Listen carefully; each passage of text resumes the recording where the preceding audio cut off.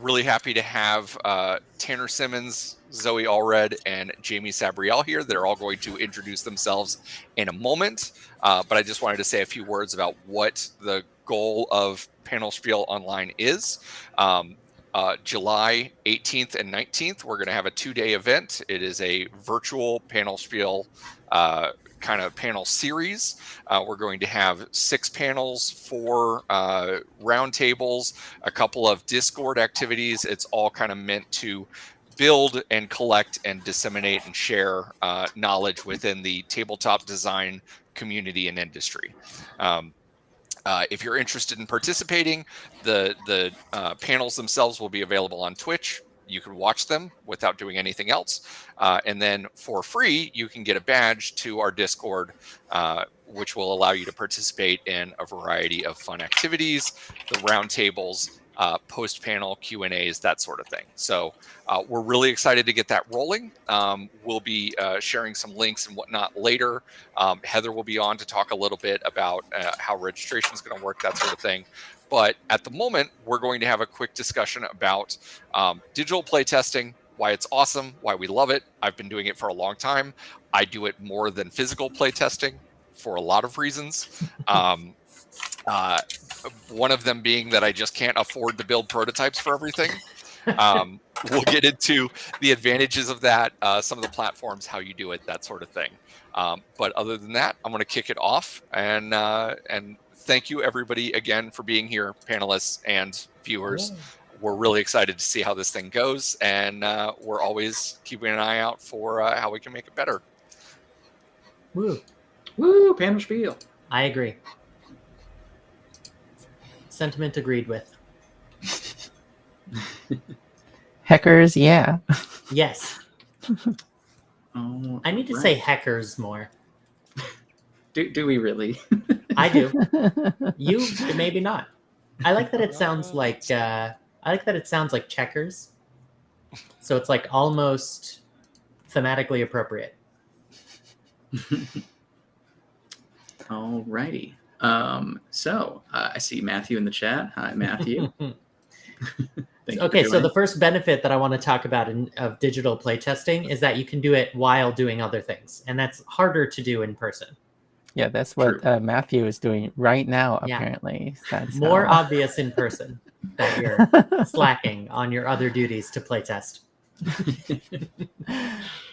Alrighty, gang. So I have volunteered to share the slide that we've, or the presentation with slides that we've. There's more than one. Together. There's more than one slide. There is slides plural. So let's get that going. I don't know why I was invited. I'm just here to be a chaos gremlin. I'm not actually talking about. I'm here to derail. That's what's happening. The world's gotta have derailers.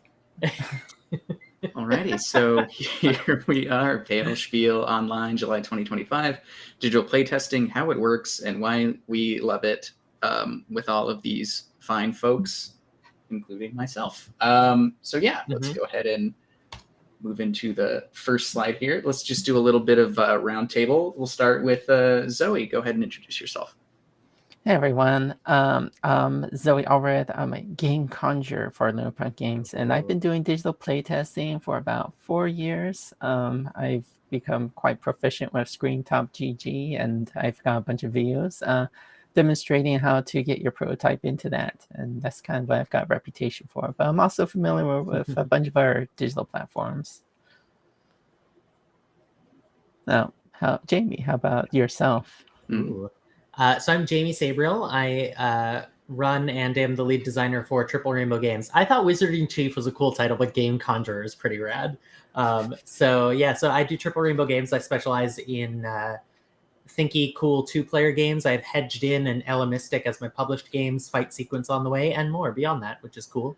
I also use Screentop. I am a Screentop main, and I've dabbled a little bit in playingcards.io, which I'm sure we'll hear more about from Tanner. I've dabbled in it, and I've dabbled in Tabletop Playground as well. I've dabbled in all of them, basically, but Screentop is my jam. Excellent. Tanner, you're up.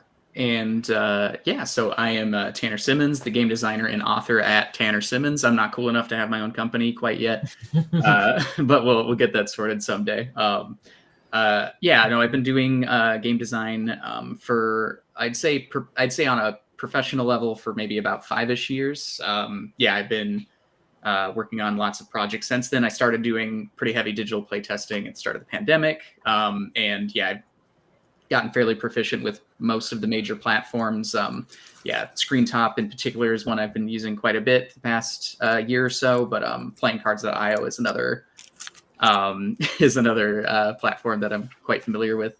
And one of the notable releases I put out is the game called Inside Job through Cosmos. And I've got lots of other fun projects in the works that I hope to share with everyone someday. I want to make it very clear when I say boo right now, it's not at what you said, Tanner. It's at what Jack said. So. Oh, I see. So, having your own company. I had to wait. I had to make sure it was well timed. Thank you for the backup. I always appreciate it, Jamie. That's the crew we have tonight. So moving on.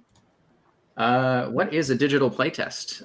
In the most plain terms, a playtest in a virtual or a digital space.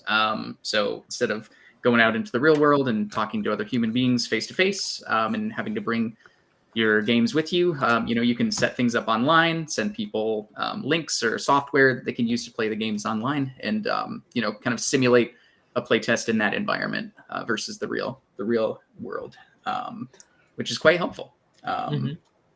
This feels like that felt like when you play Who Wants to Be a Millionaire, and that first question is a throwaway to just get you $200. Exactly. Yeah. Start us off easy. Exactly. I feel like everyone would have gotten that question right. So naturally, the digital environment compared to the real life environment has plenty of pros and cons to it. Obviously, we do it pretty regularly. We're doing an entire panel about it, so there has to be something cool about it. So we're going to go over kind of those lists of pros and cons for that specific or for this specific subject matter. So does anyone want to kind of jump in and talk about any of the specific points that speak to them right away, or how do we? Yes, sure.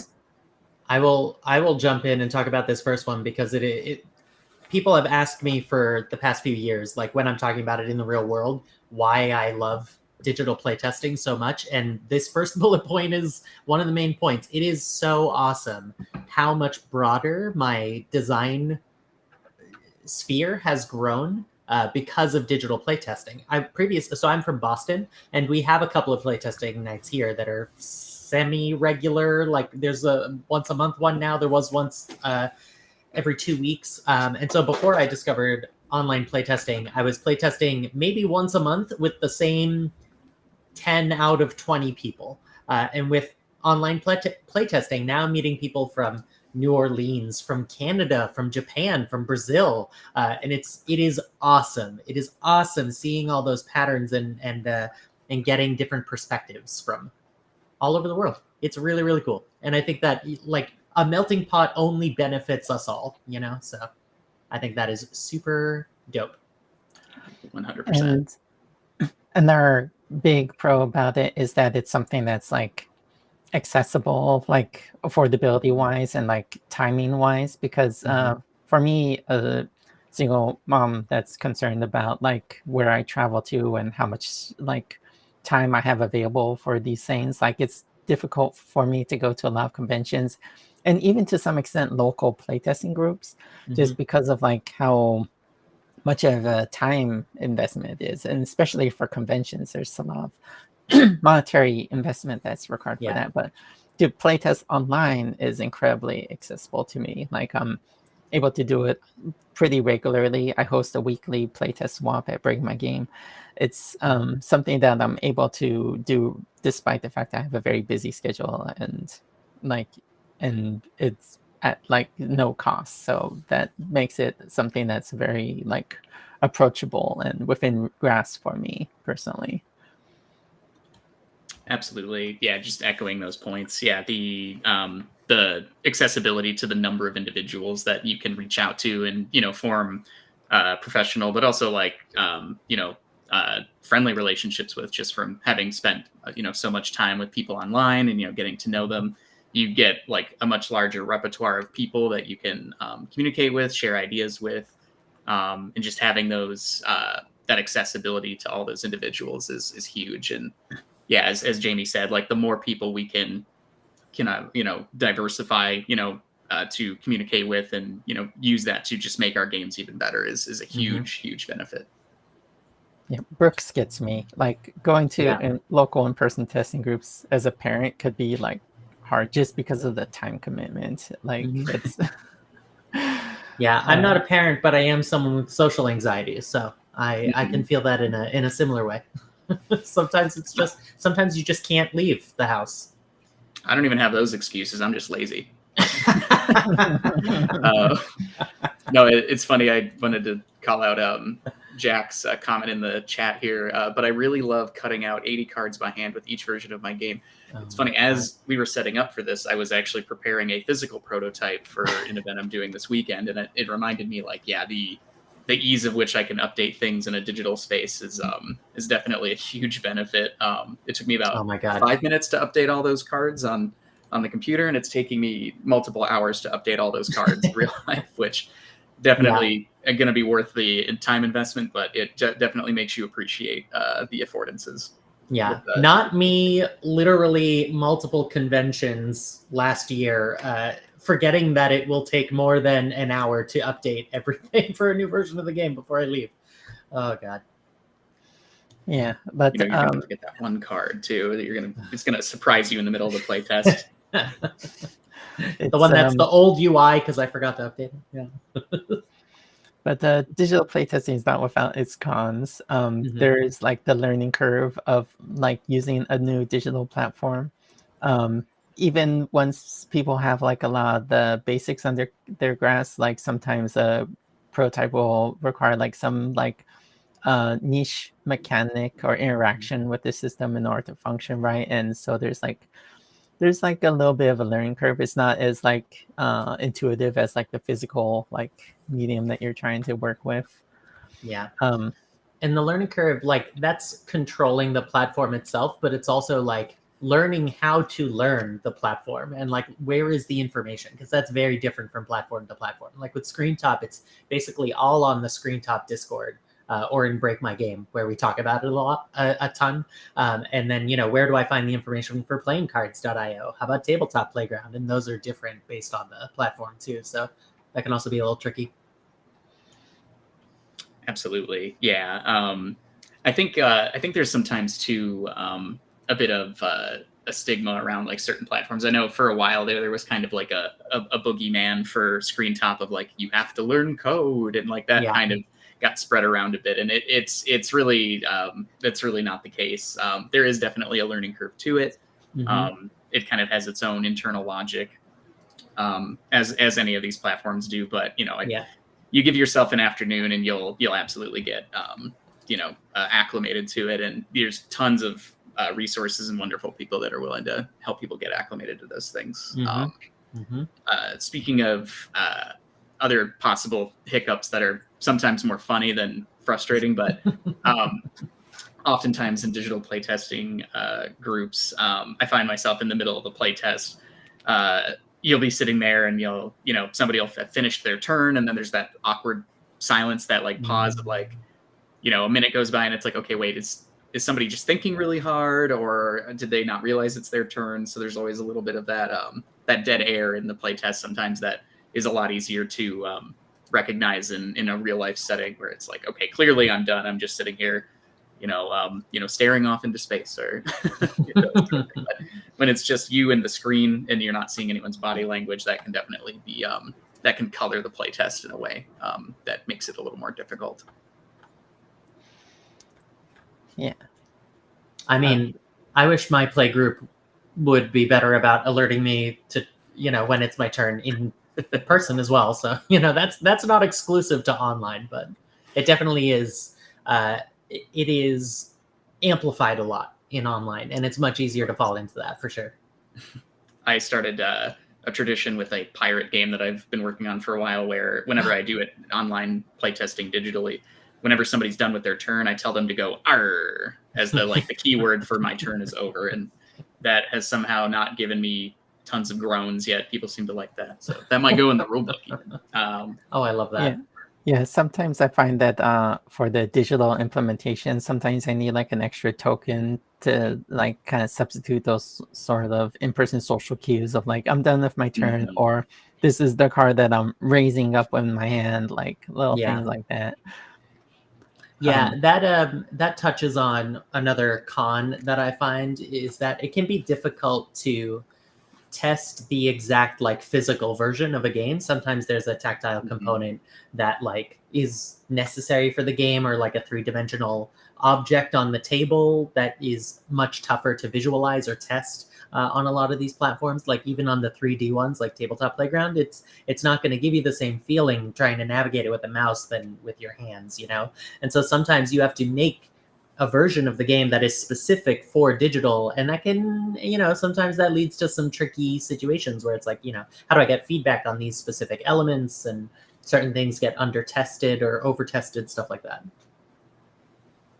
Absolutely. Especially many games that rely on like real life physics. A lot of dexterity games tend to suffer in the digital space. And there have to be kind of workarounds to make affordances for that lack of that, you know, the realistic physics, which in most games don't need those things. But that is many kinds of games work excellently in digital, and some are simply way harder. Like I don't know if I've seen a successful dexterity game in digital yet.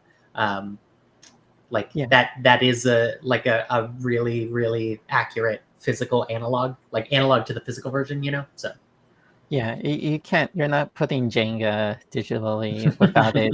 Not easily, anyway. Like, you're going to get like some digital circus like nonsense where things launch into the atmosphere. Oh yeah, that one pixel was off, and now the whole thing is destroyed. That pixel doesn't exist in real life. But all these things aside, there's certainly plenty of reasons to put together digital prototypes. Oh yeah, and still plenty of reasons to still go out and do it. Play things in the physical world as well. It's good to have both. I like both. Both is good. So moving in real life, who would want to do that? What the heck? All right. So you might be asking yourself, okay, so where do I start with this whole digital playtesting thing?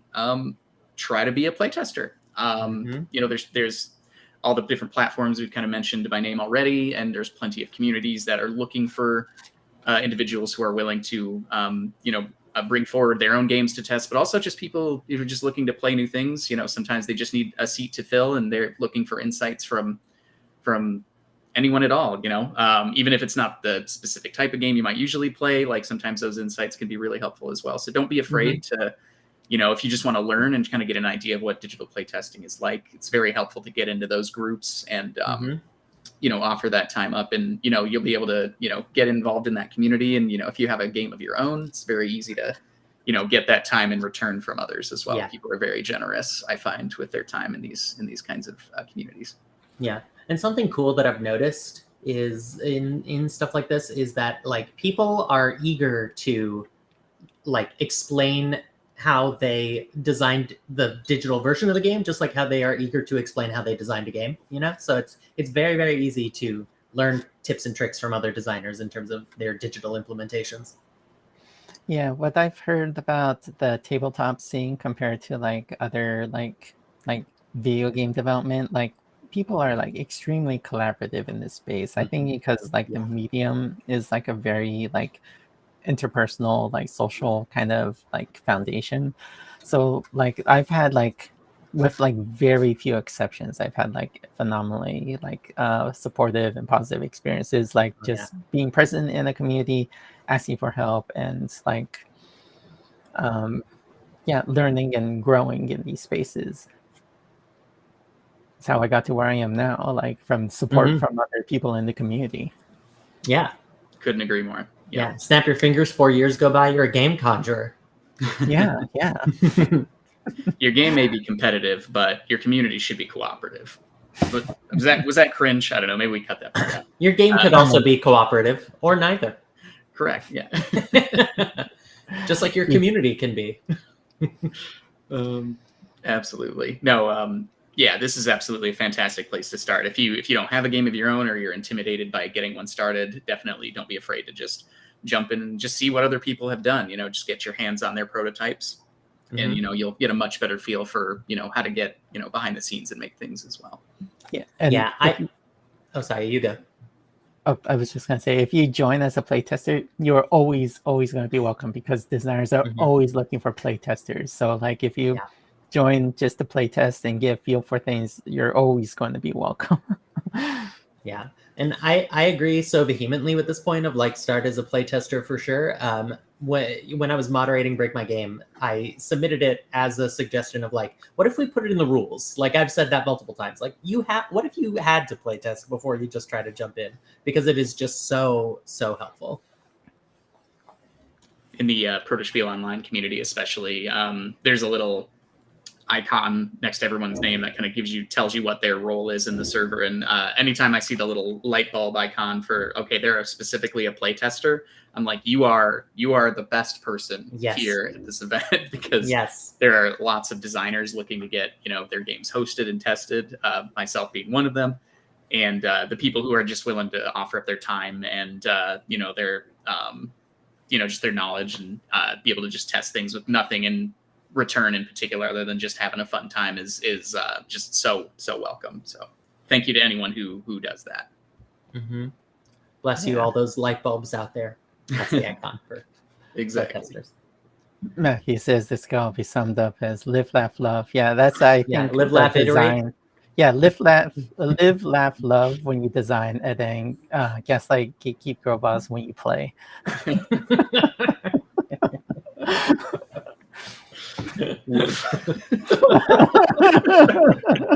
Oh god! I'm gonna move to the next slide now.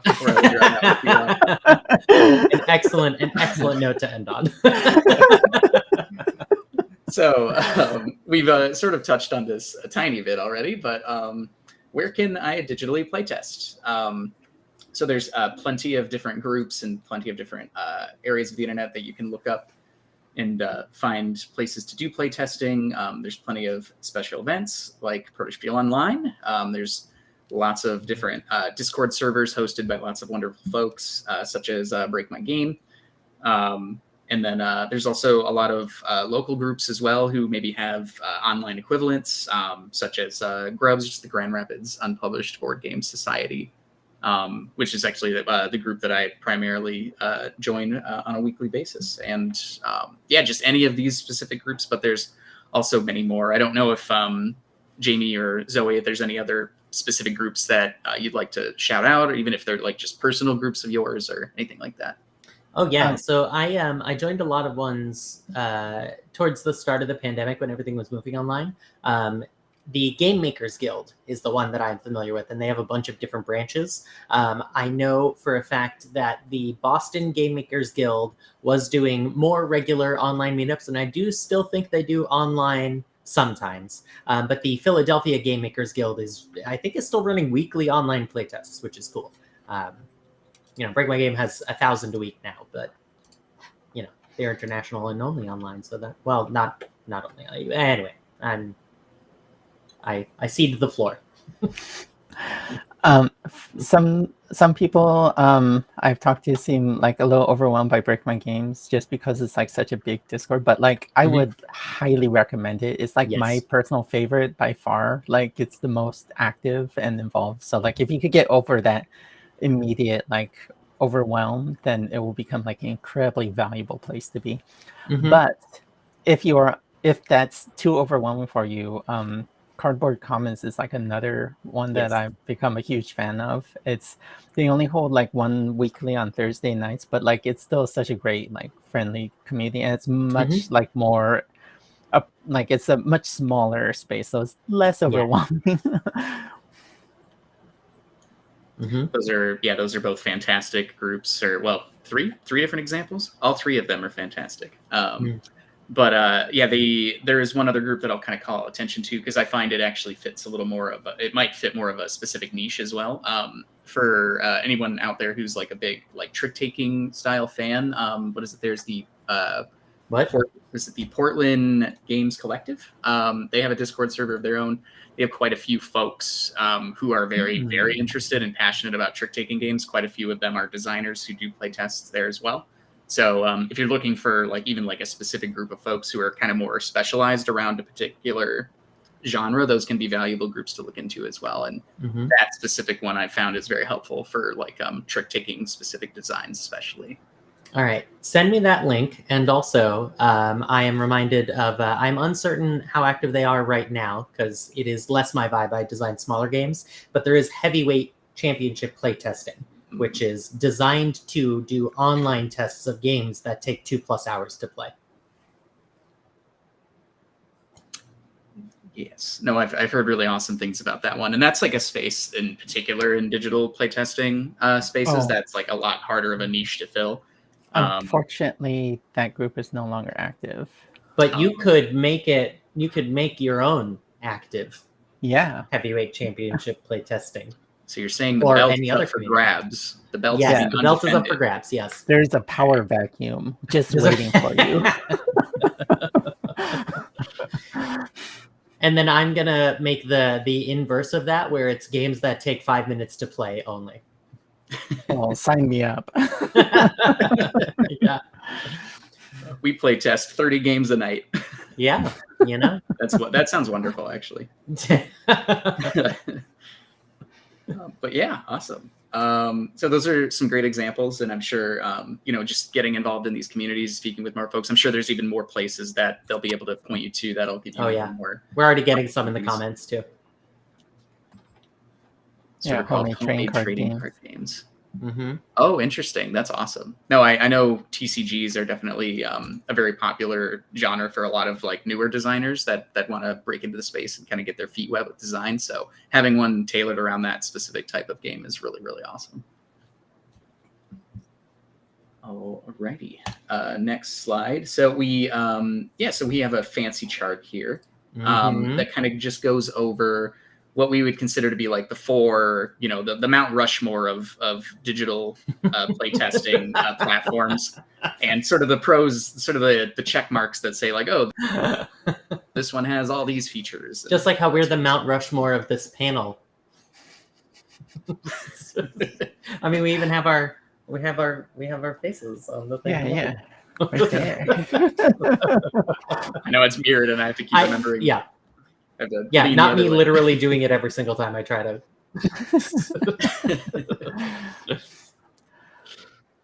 So I guess we can just kind of go through these points really quick, the different categories here. So we've kind of broken this down into these different features. So for example, starting at the top, we have cost for game authors, which can be definitely a factor. Most of these platforms have at least some form of free, trial period or some kind of, like way to use the platform, without paying any money. And then there's sort of like premium editions that you can pay for as a subscription service that allow you to, or it's like a single time purchase in the case of like Tabletop Playground, where you buy it once and you have it forever. Those are considerations to make with that. Some of them are specific for two-dimensional games where it's like sort of a flat top-down view of the table. And then some are fully three-dimensional where you can pan your camera around. It kind of simulates more of a physical space, which might be great, especially for pitching for games. A lot of publishers are very interested in seeing games kind of laid out in a very realistic sense. So that can be very helpful for that. There's lots of different breakdowns of like, can you edit things in bulk? How much table space do you have? Is it a browser-based platform, or is it a thing where you have to download software? A lot of these platforms are browser-based. ScreenTop and PlayingCards.io in particular are browser-based, which means you don't have to download anything. Same with Tabletopia, that's also browser-based, and 3D, which is a pretty unique aspect of that platform. Whereas Tabletop Playground, that one is a little more dependent on people having the software, but it gives you access to a lot of those unique tools that some of the browser-based ones may not have. I will say there is a way to record a mid-game save point indefinitely in ScreenTop. So that is that's a little hack for you. You can do that if you star the room, it won't be deleted. Oh yeah. Oh, I forgot about the star feature. Actually, yeah. Yeah. Is there no time limit on it? If either? you star it, there's no time limit. Otherwise, it will be removed in 2 days. Like any room you create, it will be deleted in 2 days. And if you star it, it is not deleted. I've played a legacy game on ScreenTop that way. Nice. It's so it'll definitely stick around for a while. It's just it doesn't record like the midpoints, so it's not like you can undo if you make a big mistake and shuffle everything on the table. So it's not like as perfect as like for like Tabletop Playground will allow you to save midpoints, but I just like find points the you could reset to in like got it. But in general, like I would recommend ScreenTop GG for like most broadly, just with the exception of prototypes where you have to draw like freeform, and prototypes where the physical where there's some element of three-dimensional physicality or physics that's like a part of your game. Like for those things, I recommend Tabletop Playground, but for almost everything else, I use ScreenTop GG. It's big, it's powerful enough to handle big, chunky Euro games. It's smooth enough for lightweight card games. It's got expandable table space, and it's incredibly like approachable for playtesters because it's just you just give them a link and they're able to jump in and play. It's been the most powerful tool I've seen in my experience. But yeah, Tabletop Playground is good for like the chunkier physicality requirements, and Playing Cards IO is handy, but is limited in its ability for it. You have a limited table space, so it's like better for like smaller games, but it's easier to use if you're working on like a very small project. So it does have some also very easy to use coding features that are they're almost drag and drop. And it's like you don't need any code and you get some scripting. And it's basic stuff like, click this button, it'll shuffle and deal out stuff to various things. Tanner can probably speak more to that because I haven't built a prototype in it yet. But I've seen some of Tanner's games and a couple of other games in playingcards.io, and it is honestly impressive what you can pull off with that small amount of space and the small amount of features. It is very cool. Absolutely. Yeah. I'll speak for all these platforms that have already kind of been discussed, but yeah, PCIO, I think if with the caveat of like, yes, your table space is more limited, you can downsize components like to try to squeeze more space out of the out of the real estate that you have. If you want to try to, I've put bigger games in it. I would not necessarily recommend it. It is possible because the smaller you make the stuff, obviously, the more inaccessible it might be from a legibility standpoint. There are kind of similar features of being able to zoom in on cards and such, but that's just a consideration you want to make. It's definitely best suited for like smaller card games, things like that don't have a huge component spread on the table. And as Jamie said, the automation features in it are definitely very, very helpful and effectively very like menu based, very visual. Like, okay, click the button, you can set it to, shuffle the cards and then, deal the cards out to all the players, or you can have, very fancy functions. You can get away with some really interesting combinations of things if you get creative with it. But the actual aspect of moving through the menus, I find the most intuitive one out of all the platforms. Just keep it in mind that, you will have some of those space limitations. That being said, I don't think I've seen any kind of schedule for this or when this is planned, but allegedly the paid version of this platform is at some point going to offer the ability to have like a more expandable table space. But I don't know any details on when that's supposed to happen. So hopefully in the near future, that'll be something that'll be an option for people, which I think will be a huge asset for people who kind of are looking for something as an alternative to screen top in the 2D space. But for the time being, at least, that is kind of the one big Achilles heel that I find it has against these other platforms. And I will say everything that Zoe said about screen top in terms of its power and accessibility and the features that it has, that is the reason why I main screen top. And I agree with everything that Zoe said there for sure. It can take some getting used to. I think that's my biggest knock against screen top. Like you mentioned, the intuitiveness of the menus. And I think that screen top, like that's its biggest learning curve, is like figuring out how the menus work and how they interact with each other and easy ways to navigate them, of which there are a bunch like installed. There are hotkeys to help you navigate menus. But there are hangups with it that can be tough to people who aren't expecting them. But once you get over those hurdles, it is awesome. Love screen top. It's very, very powerful. Cool. And you'll feel like a wizard when you learn like specific tools and like interesting little quirks of the way that it functions that let you do some really interesting things. Like in real life, you can't stack dice on top of a card and then have like a whole stack of those cards and shuffle them all together without the dice flying everywhere. But in screen top, it is possible.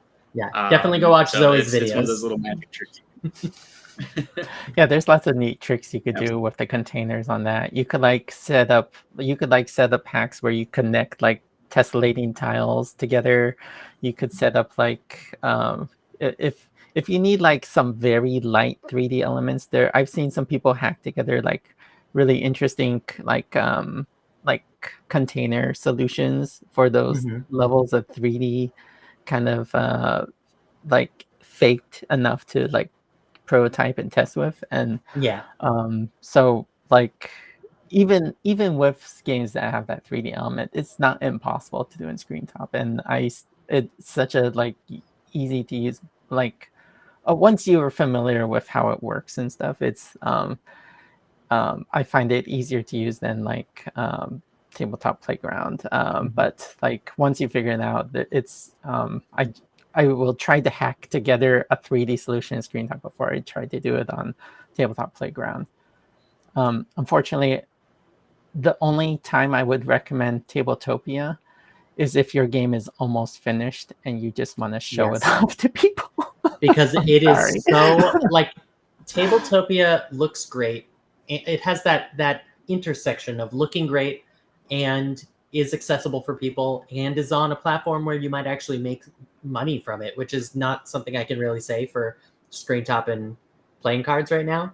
But yes, you absolutely do not want to try to iterate multiple times on Tabletopia. That it is difficult. And for some reason, I see technical difficulties using Tabletopia that I don't see with screen top for some reason. Once in a while, screen top will have like a blip where like maybe a server got updated and it boots everyone for like a minute. But like Tabletopia, sometimes people are just not able to access that table at all. I don't understand it. But yeah. There is there's like an experimental way you could potentially monetize stuff on screen top. I think Diatoms might have actually played around with it a little bit, but it's not as built in and like fully set up as it is on Tabletopia. Yeah, that's more to what I'm referring to. Sort of like how playing cards will eventually get expanding tables. Screen top will eventually have a more robust monetization structure. It does exist technically now, but it is not something that I would say is a draw to the platform yet. Yeah. There are a couple other platforms that are not on here. Like Air Board Game is one that's kind of similar to screen top. It's open source, but there are lots of little things in it that are not like I've figured out intuitive like uses for, like simple stuff like shuffling cards. So I can't say that I'd recommend it, but it's like on my radar. It's like something I've been keeping my eye on. Yeah. And people who are leaning more towards tabletop RPGs, I know they use Owlbear Rodeo a lot. I have not looked at the platform yet, but I know that is a very popular one for people who are working specifically on tabletop RPGs. Yeah, it seems like it's kind of like Roll20 except less annoying. That is the vibe that I've gotten. Yeah, lots of awesome platforms Mhm. out there. Some we haven't even Yeah. discussed. And as we've kind of mentioned, get involved in these communities. You'll learn about some of these other more nuanced platforms. Some people even make their own, which you might be able to get in touch with those folks to help you get something specific put together that you might not be able to find a solution in with these current platforms. But the things we've kind of offered here are going to give you probably 99% of what you need on average. Prospiel is asking what's annoying about Roll20, and I can't really tell you. I just, whenever I use it, there's something annoying about it. Maybe it's just a personal. There's friction. Yeah. Yeah, maybe it's Like just a personal. whenever I'm using it as a person, there is friction. Yeah. I don't know how to explain it, but every time I use it, it's like trying to do something with my voice camera. I'm already using Discord, and it's like just trying to like roll dice or whatever. Like everything feels annoying in it, and I can't exactly put it. The interface is not as like intuitive and clean. But I was one last thing I wanted to say is that sometimes people don't even use one of these. Sometimes they use something as simple as like Google like Docs and just like share a Google Doc and playtest in there, or in Google Slides, and people make do with that. And so don't always need like to use like a traditional platform. Some people Super just fancy do stuff. it in Discord chat. Like it's whatever works for you. And whatever everybody else has access to. 100%. All right, we'll go ahead and move on here. So kind of wrapping up a little bit, we've got some links that we can kind of share with folks that kind of give you some more of those resources we were talking about, some tutorials on how to access and kind of get started with some of the platforms we've been talking about, as well as some website links or some links to some Discord communities. If anyone wants to screen grab any of that those are useful things that you'll be able to access to kind of get you up and running if you're worried about talking to someone deliberately. But I think I can speak on everyone's behalf. Everyone here is very open to giving guidance and getting people started if they need a little bit of a helpful push or a little more of a nudge in the right direction if you're feeling lost. I feel comfortable with you speaking for me there. I will say, I think like almost all of these are also links, so we could probably just pop this in the Protospiel online Discord, and people could click on it directly. Absolutely. Question mark? If it's not there already. Yeah. I'm sure where there's a will, there's a way. That's sort of the whole vibe with online playtesting in general. Wonderful. All right, well, look at that. I think we got through in a very svelte 48 minutes. Actually, even less, because I think we got a slight delay at the start. So we're looking pretty good use of the word svelte. All right. Hey, all. What's online? Matthew, I have good news. Matt, this is recorded, so you can answer that question yourself without me starting from the top. Matt, I was hoping by the end of the presentation to find that out myself, but I feel like I still haven't quite understood it yet. So all right. maybe from slide one, let's go. Start this whole thing. Sweet. Oh, wonderful. Something we kind of like, although genuine, earnestly, one of the slides we went over earlier, we kind of like breezed over it very quickly about what is digital playtesting, and I don't think we ever really elaborated on like what is like physically entailed in that. Usually it involves like joining like a Discord server, so you could be on voice chat with other people while you're playtesting on this like secondary platform to Discord. And that's why there's like sometimes this social like disconnect of like, because like you're not face to face, you don't have that people don't usually have video cameras on. Sometimes they do, especially at Prospiel Online, but like 99% of the time people don't have their cameras on. So it's just voice chatting with other people who are also interfacing with this like digital implementation of a board game, moving pieces around and talking through what you're doing and stuff like that. So that's what digital playtesting is, Matthew, in case you were still wondering, despite several years of doing it. Damn, called out immediately. I'll also mention, as an addendum to that, yeah, you might run into what we call trolls sometimes on the internet, and Matt is one of them, clearly. So watch out for people like Matt who will make you believe that digital playtesting is a myth. So. Yeah, we're here Jamie to prove that wrong.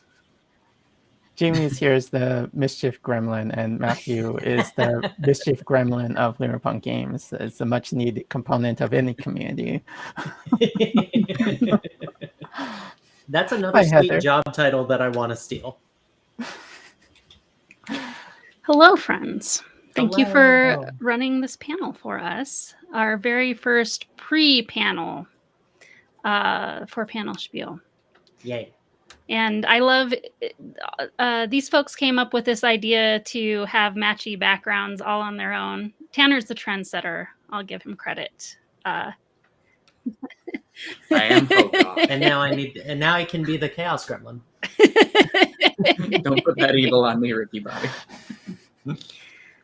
Yes. You could say this was a playtest for. Yeah, Ooh, nice. I've been Well done. finding some bugs in it and not quite ready to welcome everybody into the whole experience of it.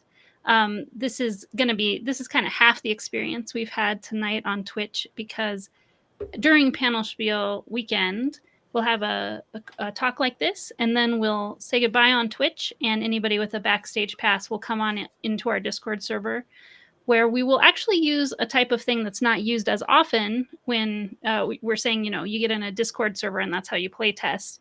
Not a lot of Discord servers use stage channels, which is kind of like a newish feature of newish. I mean, it's probably been around for 3 or 4 years now, but it wasn't around like at the dawn of the pandemic. And so it hasn't been used as much, but it allows a bigger group of people to kind of sit quietly in the audience, come in knowing you're kind of automatically muted, and you have to raise your hand and have a moderator bring you up to talk to the speakers. So we're actually going to give a chance to do the live Q&A with these folks during the actual weekend. I'm not sure if every one of them is going to be able to be there, but at least one of you, and certainly like other people who are part of the circle will be there. So we're going to replay this for the people who missed it. It'll be happening kind of on Friday night between the 2 sets of live talks. And we will have a live after it broadcasts inside of our event website. We will have a live Q&A in that stage channel for backstage pass holders. So we are not done talking about the details of an introduction to online playtesting or digital playtesting. Yes. What do you say? Was common Discord feature the stage channel? World of Warcraft raids, eh? I missed that. I'm not a big World of Warcraft person, I suppose. Well, it's never too late. Yeah. Yeah, I also show up a lot to Grubs. So it's a tiny local one. It's very unintimidating, everybody. Is it welcome to non-local? Well, I live in Colorado, so yes. It is. It is very welcome to all folks. You don't have to live in Grand Rapids. You don't even have to live in Michigan. Ooh, that's good, because I don't do either of those. Yeah, we run in-person events every other week on Thursday nights, and when we run digital versions of that same playtesting group every week. So even if you're not local to the area, I assume most people would not be in this environment, but we're always doing something online on our Discord server on Thursday nights, and it is a much smaller group than something like Break My Game. So if you are a little more intimidated by like the size of the group or like how many voices might be in a call at a given time, it's a really, really great place to come if you want to just get your feet wet and kind of get an idea of what a playtest in an online environment might even look like. That's a little more low stakes. Yeah, I think you all talked about it extensively, but I think I want to highlight it as well, because I just don't think it can be said enough. And it's what I am. I play test games. I don't not doing it so I can learn how to make a game. I'm doing it because I love to see everything y'all make and love collaborating with you and kind of in the give and take of, this is what my experience was. I can give you an idea, but it's freely yours to take or not take, and find out which one you decide to try out. And sometimes you do, and then it's like really gratifying, It's not required, but it's nice when it happens.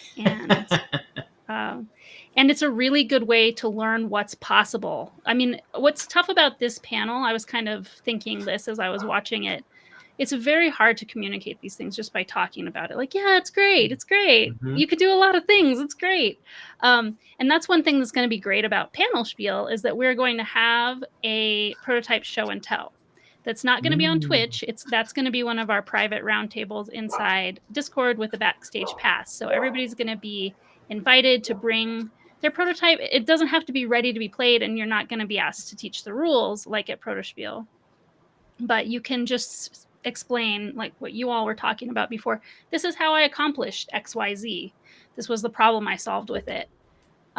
So I'm really excited for that particular roundtable. Off the top of my head, I remember that it's one of the topics, though I can't tell you the time. And you will not see the schedule. I'm not going to be able to show you the schedule until we open registration, but it will be soon. There are just some gremlins, as we were discussing gremlins in the software that I'm using. I'm in the software. Run the yeah, it was Jamie. Yeah. The gremlins in question is Jamie. Oh yeah, thanks for the reminder, Jack. Panel Spiel Online will be the 5-year anniversary of the first Protospiel Online, like to the day, to the weekend. What? Oh, you know what? Where's the I confetti have a button? confetti button. I'm not like right on it. Oh my god! Well, it's wait, not a what? very good one. I'm gonna be honest with you. It's kind of a weird thing. It's I like still a wanna weird see it. overlay, but I'm gonna show it to you. Lame confetti is better than none. I have to kind of just animate it by clicking it on and off. I don't. All right, Confetti. Tanner. After seeing it, I'm not sure I agree. You know, I think that comment aged like milk. The second. I will absolutely just take the Technical confetti. Technically, it's confetti.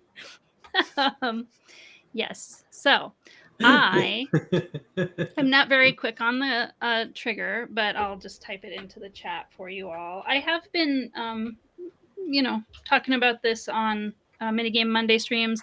This is something new I've been doing, and maybe we'll talk about this. This is a little bit of social media is going to come into Panel Spiel, where we have some social media experts who are going to talk about how to make the most of your time on social media. I'm going to be raptly watching that because I've been doing my best to just be visible on social media for all of us collectively in Protospiel Online. I'm highlighting games that are brought to Protospiel Online with our content through puzzles. So that's another way that you can participate with us on stream. Those are just quick 30-minute weekly streams that I've been doing, but Panel Spiel is going to be a bigger, hours of streaming in one weekend that's going to happen on our channel, and then have a very Protospiel Online like community private time between the panels, and they're not going to be back to back to back, not be too rushed. That personally is one of my favorite things about Protospiel Online weekends, is the way that they are free form, and we're able to really spend time together without rushing off to something every minute. Yeah, I've said before that Protospiel Onlines feel like a big family reunion where I actually want to see everybody, and that's one of the things about it is it's very true. Is just that you could just hang out and vibe for a while before you play the next game. You don't have to run away immediately. Mm-hmm. Yes. I do. There's too many games I want to. Make sure you pause and go get something to eat at some point, because that's a problem I have. Is I'll sit and play test for 9 hours straight and then realize I'm starving to death. Right. It's true. I have at least once yelled at you to go get a sandwich. Yeah, I am too eager to play all the games, especially now. People are working on so many cool unranked games now. It's like I'm like, I want to get my game out. Oh wait, Secrets is right. Oh look, wait, sneaky squirrels. Like, and I'll just never play my own games, and I have to like run in microwave curry and bring it and eat it while I'm like waiting for the game to start. I was really hoping you were gonna say spaghetti or something because you only said like title words with S's in them for the games that you want to play. I was really hoping that was a bit and you were just going to keep going with the alliteration. Oh, I wish. I only eat spaghetti and slinkies and sausage.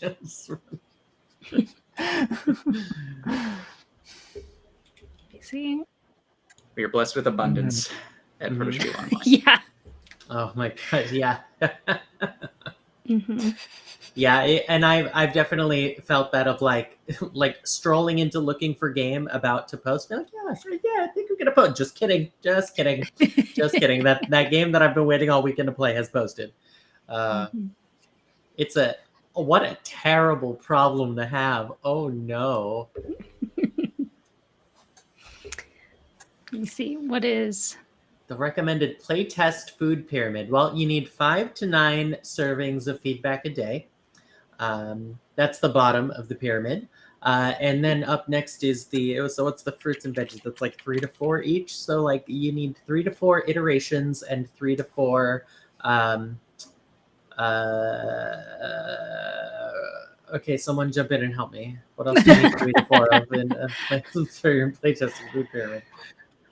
I'm not going to jump in because I like what you're doing. Oh my god, that reminds me, Heather. Did you see me dancing before we went live? Because I knew it said that the host could see me, so I put on a little show. I was not looking at you. I'm so sorry, Jamie. It was like when the child. I've seen the child at the park, like. Look at me do this. You know what I mean? Look what I can do. All right, Jack witnessed me. As long as someone witnessed me, that's all I needed. Yeah, because otherwise I'm just like, how do I know I'm real if someone's not witnessing me? You know what I mean? Oh my god. But anyway, yeah, the hand gesture reminded me of how I was dancing. I can't believe I forgot.